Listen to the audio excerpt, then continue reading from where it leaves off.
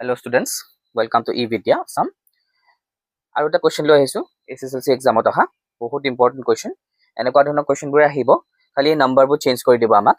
কোৱেশ্চনটোত আমাক সুধিছে এই নাম্বাৰ কেইটাই ডিভাইড কৰা মানে 4 9 আৰু 10 ৰে ডিভাইড কৰা সবতকৈ সৰু পাৰফেক্ট স্কয়াৰ নাম্বাৰটো কি মানে আটাইতকৈ সৰু পূৰ্ণবৰ্গ সংখ্যাটো কি যাক 4 9 আৰু 10 ৰে হৰণ কৰে মানে তাক 4 ৰেও হৰণ যাব 9 ৰেও হৰণ যাব আৰু 10 ৰেও হৰণ যাব সেই পূৰ্ণবৰ্গ সংখ্যাটো কি সৰু সংখ্যাটো ঠিক আছে তো তাৰ কাৰণে আমি কি কৰিব লাগিব আমি এই 4 9 আৰু 10 ৰ এলসিএম মানে লসাগুটো উলিয়াই ল'ব লাগিব লসাগুটো যেটো পাম হেতুক এই গুটেকিটা নাম্বাৰ ডিভাইড যাব ন তে এই ডিভাইড যোৱা এই নাম্বাৰ কিটা ডিভাইড যোৱা সংখ্যাটো হ'ব ইহতৰ মানে লসাগু এই লসাগুটো আমি উলিয়াই ল'ব লাগিব তাৰ পিছত সাম এই লসাগুটো কিহেৰে ইনটু কৰিলে হি পূৰ্ণবৰ্গ হ'ব ঠিক আছে তো 4 9 আৰু 10 ৰ ফাৰ্স্টত আমি উলিয়াই লম এলসিএম টো 4 9 10 2 ৰে কৰিম 2 2 টা 4 9 ক ডিভাইড না যায় নামি আহিলে 2 5 যা 10 2 এগুণ 2 9 ক না যায় 5 ক না যায় ন আচ্ছা 9 এ দি 9 ক কৰিম 3 এ 1 ক না যায় 3 3 যা 9 5 ক না যায়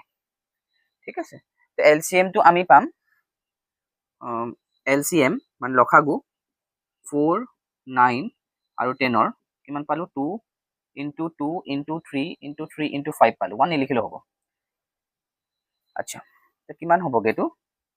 2 to the 4 12 180 ঠিক আছে আচ্ছা এতিয়া এই 180 টো এনেকুৱাটা নাম্বাৰ যেটোক 4 এও ডিভাইড যায় 9 এও ডিভাইড যায় আৰু 10 এও ডিভাইড যায় কিন্তু 180 টো পাৰফেক্ট স্কয়াৰ নহয় মানে পূৰ্ণবৰ্গ নহয় ঠিক আছে তো ইয়া পূৰ্ণবৰ্গ সংখ্যা বিচাৰিছে এই তিনিটা নম্বৰে হৰণ যোৱা পূৰ্ণবৰ্গ সংখ্যা বিচাৰিছে আমি এই তিনিটা নম্বৰে হৰণ যোৱা সংখ্যাটো পালো কিন্তু এই পূৰ্ণবৰ্গ নহয় ইয়া পূৰ্ণবৰ্গ মানে পাৰফেক্ট স্কয়াৰ কৰিব কাৰণে আমি সাম ইয়াৰ কিমান ইনটু কৰিব লাগিব যেহেতু মই তোমালোকক কৈছিলো 2 টু পেয়াৰ বনিছে তো 2 ঠিকে আছে 2 ইনটু কৰিব নালাগে 3 ও পেয়াৰিং বনিছে কিন্তু 5 টু পেয়াৰ নাই বনা ইয়াত আৰু এটা 5 লাগিব আৰু এটা 5 লাগিব মানে ইয়াক 5 এৰে ইনটু কৰি দিব লাগিব তো 180 ক মই কিহেৰে ইনটু কৰি দিব লাগিব 5 এৰে ইনটু কৰি দিব লাগিব ঠিক আছে ইয়াত 5 এটা আৰু আমাক লাগিব ন তো 5 এৰে ইনটু কৰিলে কিমান হ'ব 5 into 0 5 8 যা 40 0 4 carry 5 1 যা 5 9 তো আনসাৰটো হ'ব আমাৰ 900 তো এনেকৈ সলভ কৰিব লাগিব ঠিক আছে বহুত ইজি কোৱেশ্চন আছিল তো প্ৰথমতে আমি এই তিনটা নম্বৰে ডিভাইড যোৱা নম্বৰটো উলিয়াই লম এলসিএম উলিয়ালে আমি হেতু পাই যাম তাৰ পিছত আমি সাম পেয়াৰিংত কোনটো নম্বৰ নাই আহা